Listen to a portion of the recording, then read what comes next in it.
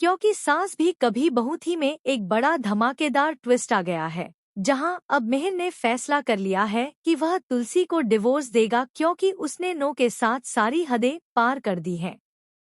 इसके बाद उसे बहुत गहरा गिल्टी महसूस हो रहा है।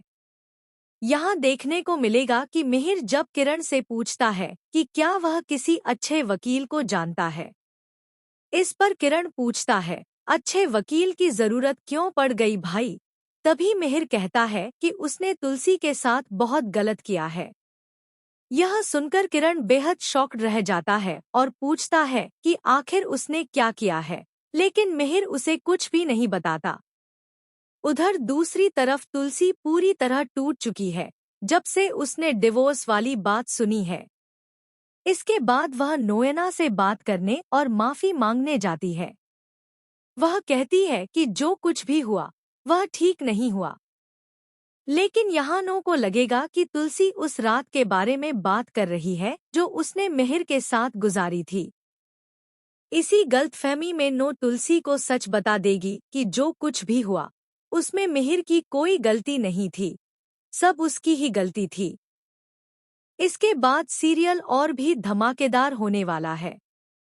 घर पर एडवोकेट आने वाला है और जैसे ही वह घर पर पहुंचेगा, तुलसी उसे देखकर एकदम स्तब्ध रह जाएगी, क्योंकि उसे पता चल जाएगा कि आखिरकार मिहिर ने उससे अलग होने का फैसला कर लिया है, सिर्फ इसलिए कि अंगद ने अपनी मर्जी से शादी कर ली।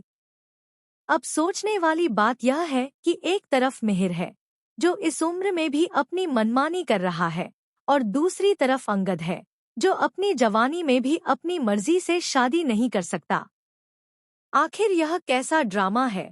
इधर अंगद और वृंदा तो मोहल्ले में फिर भी थोड़े खुश हैं, लेकिन इन लोगों की जिंदगी में भूचाल आ चुका है, क्योंकि तुलसी को अब तक यह बात पता नहीं है कि मिहिर और नो के बीच क्या हुआ।